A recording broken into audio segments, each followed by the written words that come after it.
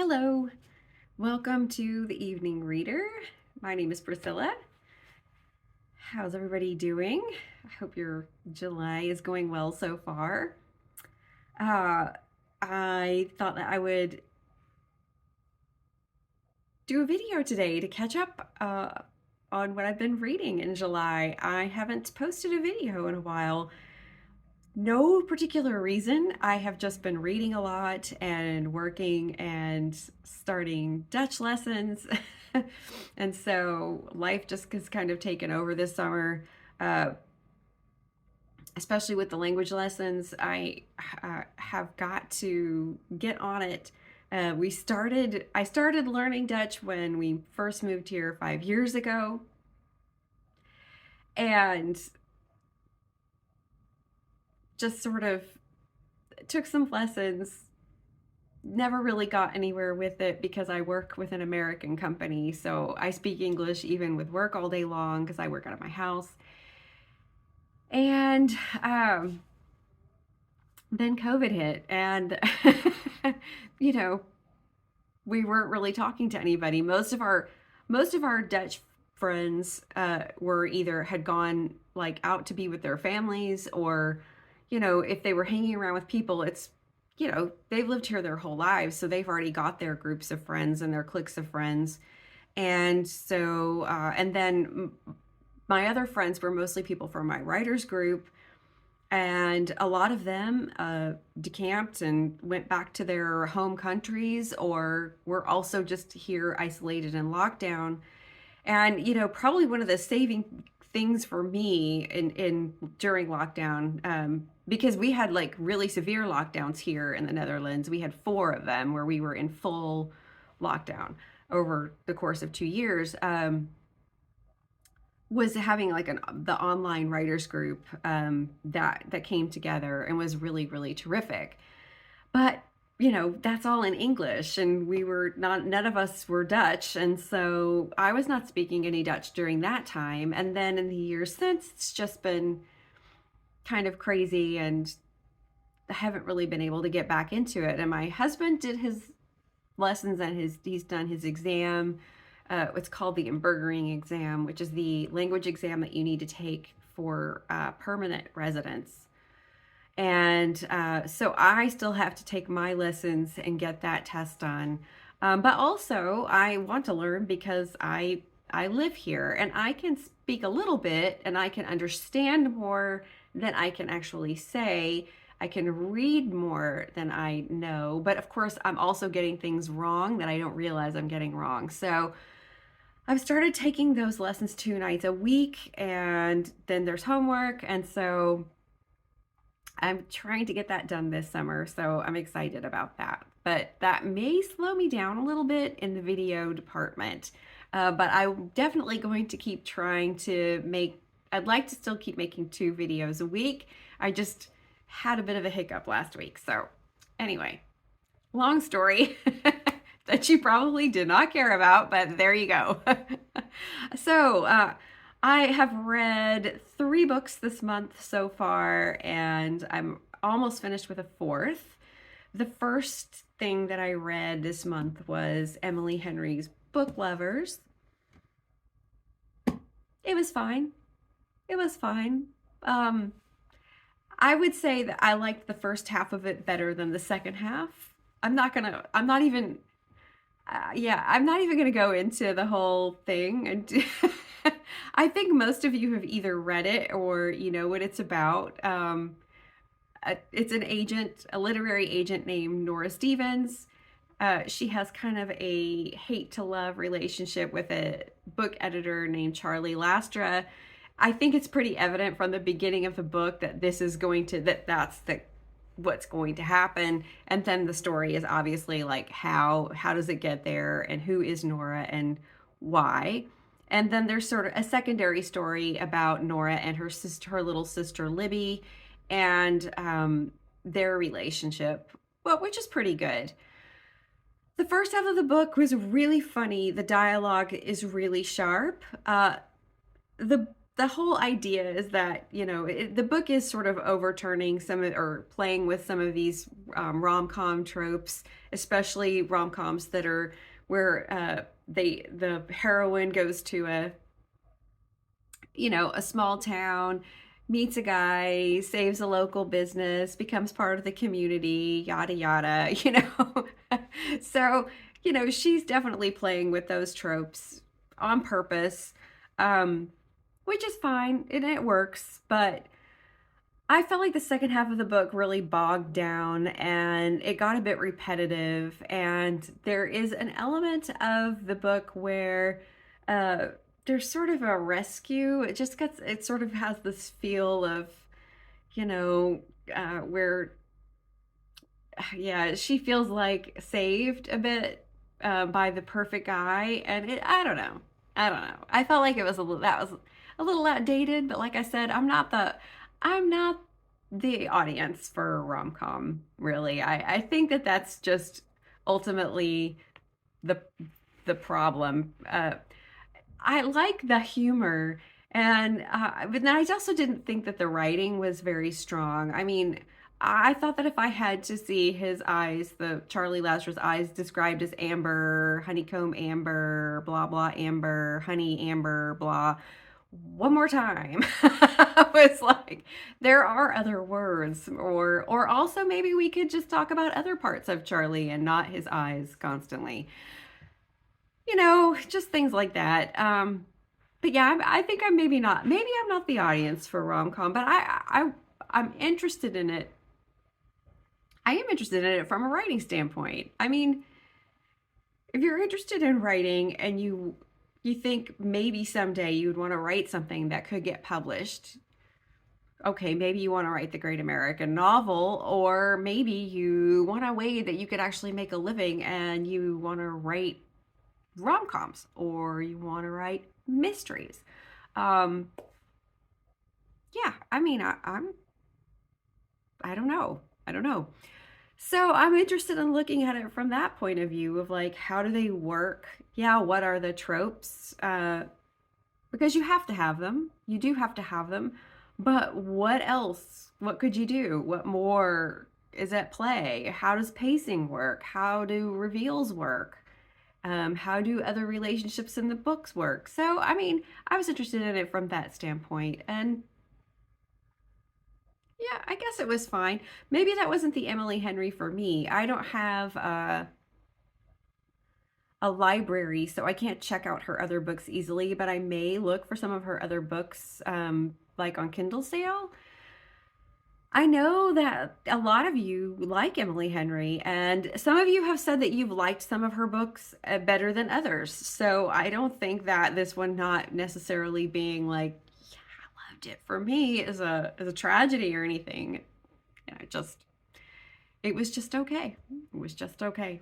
So, uh, the second book that I read this month was called How I Became a Famous Novelist by Steve Hely. And that was really uh, a lot of fun, laugh out loud funny, about a guy named Peter Tarslaw, who is not very far out of college. I think he's in his late 20s. He's working at a company, it's kind of a sketchy company with one other person where he's writing essays. He's any kind of essay for anybody who basically wants to pay for it. College admissions, graduate school admissions, final exams, you name it. And that's what he does all day, and it's not a very hard thing for him to do. So, you know, he gets an email one day from his ex-girlfriend announcing that she's going to be getting married in like a year and a half. And this sort of sets him off on a quest. He decides that he is going to try to write a novel and become a famous novelist. Uh, After sort of seeing this television interview, like on one of those news magazine shows, with an author who I would say kind of resembles like a Pat Conroy kind of person, and he just thinks, wow, this guy is a fraud, and this would be so easy to do. And then he sees like a spread about best-selling authors in New York Magazine, and he's just looking at them, and he starts thinking, I could do this, and so he starts to study what you need to do to write a best-selling novel. And like probably the first half of the book is him actually studying these different types of novels and reading interviews and writing his novel, which is called The Tornado Ashes Club, which is about a guy named Silas who works at a Las Vegas casino, and his boss is murdered, and he is for some reason considered the primary suspect. And so he becomes a fugitive from the law, and he runs away, and he runs to his grandmother. And his grandmother has this secret past where she had this lost love, this guy who had gone off to World War II. And so there are all these flashbacks to World War II, because he figures out that every good novel or every best-selling novel's got something about World War II or the Holocaust in it. And then they kind of just go on the run together, and then they run into a third character who is this beautiful girl named Genevieve, who's a country and western singer, and the three of them hit the road, so it's also a road novel, and they're going through the middle of the country, and kind of the book ends with the grandmother on this quest to take the ashes of her dead lover to throw them into a tornado, and that's the end of the book.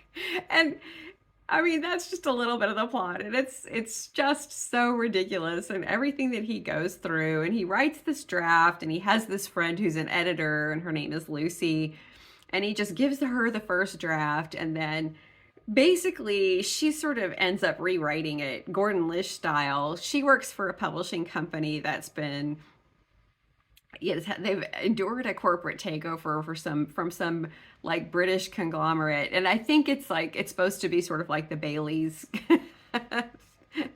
thing. And so this company taking over the publishing house, and they just want bestsellers, and so she's working furiously on the book, and lo and behold, so he does get this book contract. They rewrite the book, he gets the book published, and then it doesn't do so well. And then there's just then a series of just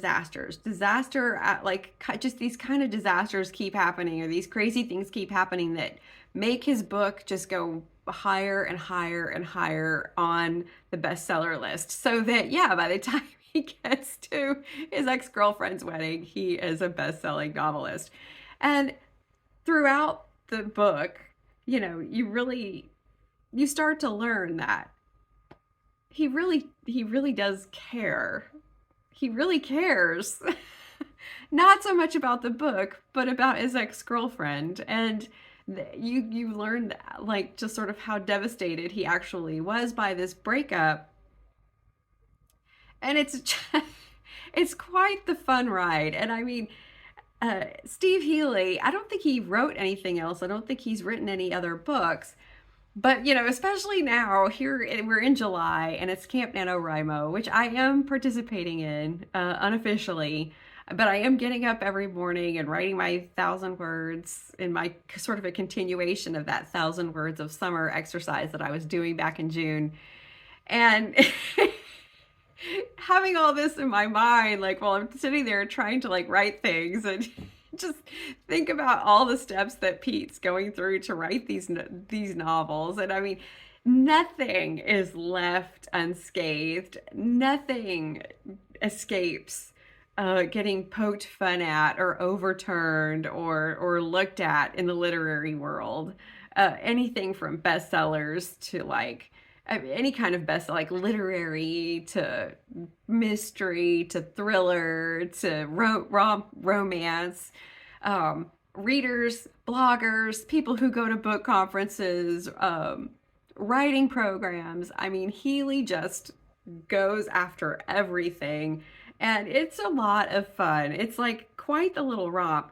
And I was thinking, it also made me think of a book I read a couple of summers ago called The Plot by Hanff Korelitz. And in that case, it's a mystery novel.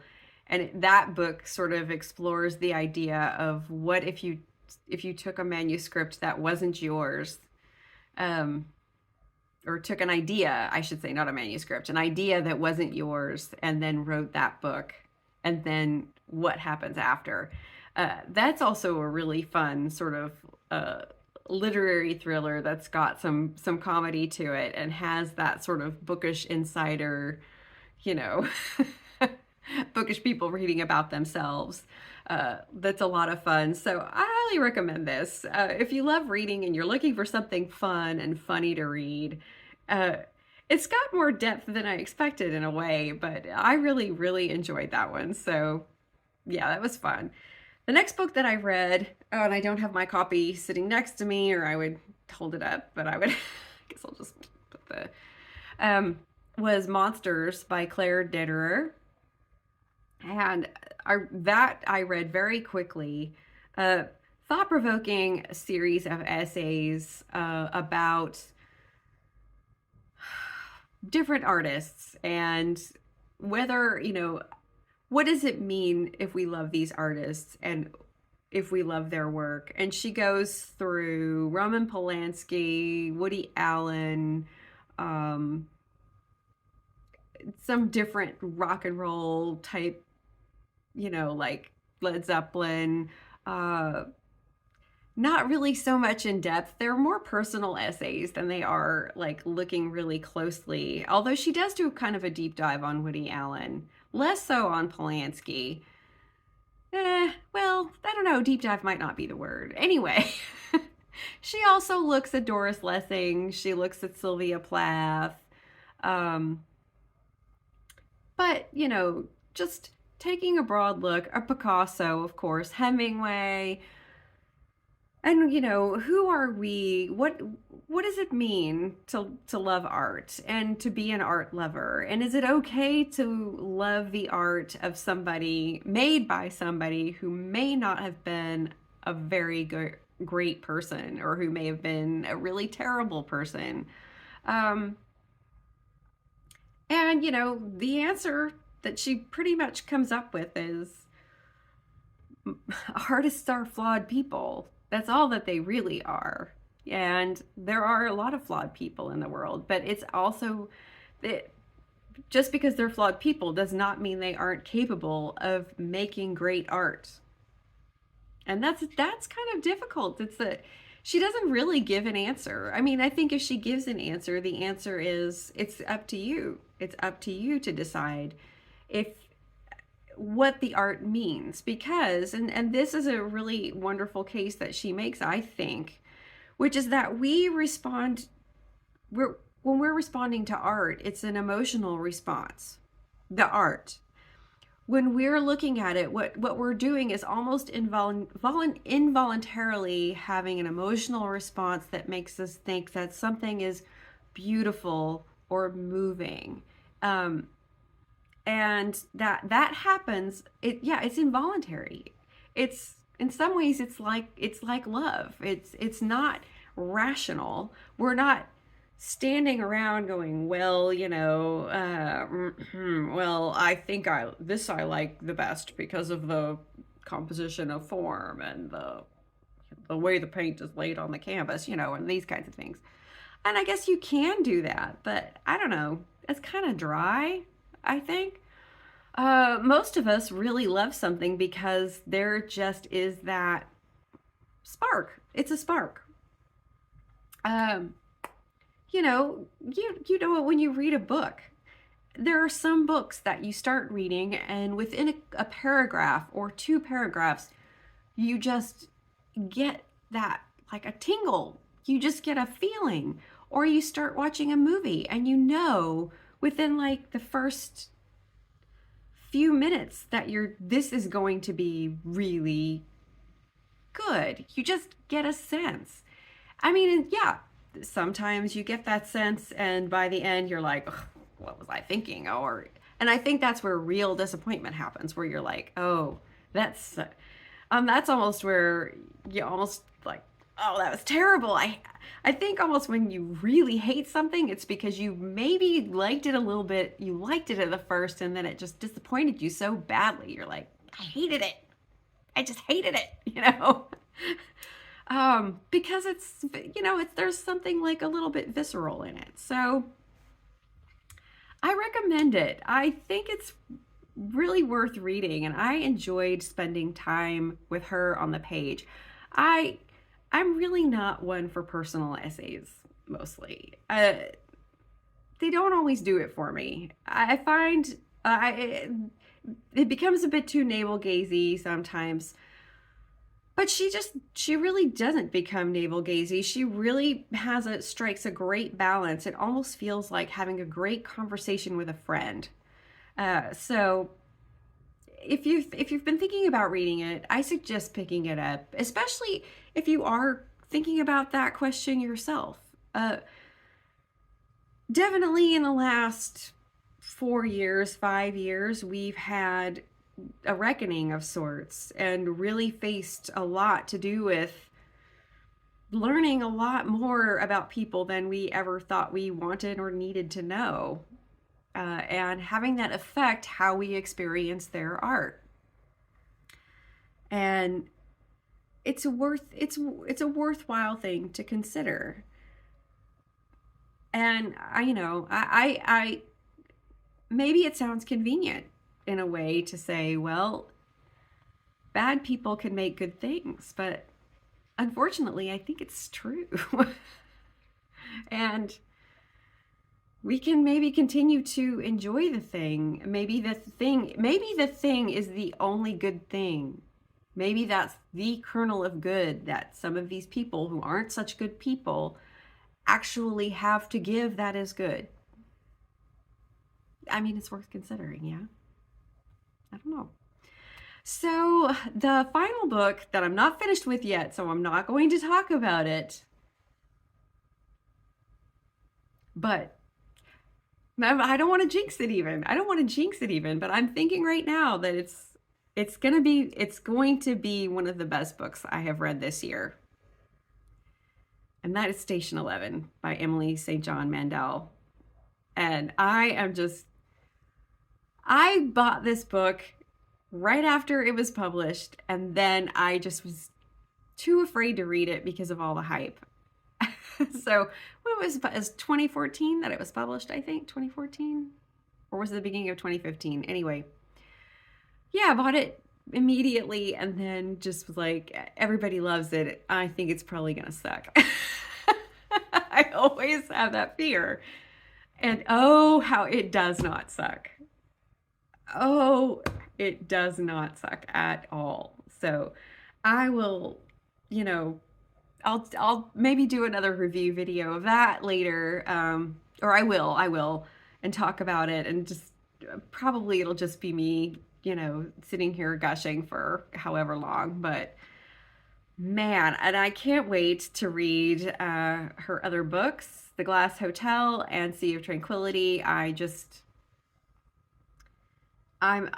astounded. I'm absolutely astounded at how wonderful this book is. And it's one of those books that all I really want to do is go back to the beginning and read it again. And well, that wouldn't be very interesting for a booktube channel, would it? Well, what does she do? Oh, she just reads like the same 5 books over and over again and talks about them.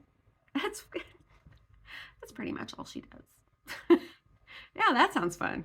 That sounds like a good time.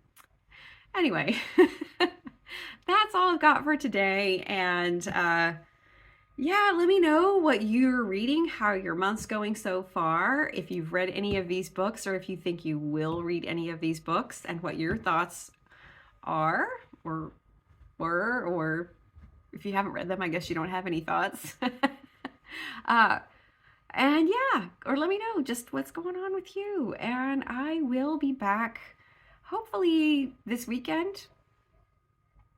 It's just crazy busy these days, but I'll try to do a video this weekend, and maybe to talk about Station 11, And also, I just saw the best video that Angelia just did today. She just posted it today, or yesterday. She posted it yesterday, and she called it Time Warp Tuesday. But she took a look back at her old reading journals from 2008, and I just loved it. That was so fun. So I might do my own little time warp video. I think she's going to start a trend. If you've watched it, I mean, if you have any kind of record keeping thing where you could go back and see what you were reading 10 years ago or 15 years ago, I think she looked at 2008. Uh, yeah, I mean that's a pretty fun exercise, and I have my old blog, so I don't know. I might tap into that and see what's going on. Anyway, I hope that you have a good rest of your week, and I hope to see you on the weekend. And I guess that's it for me. So thanks for hanging out with me, and take care out there. Bye.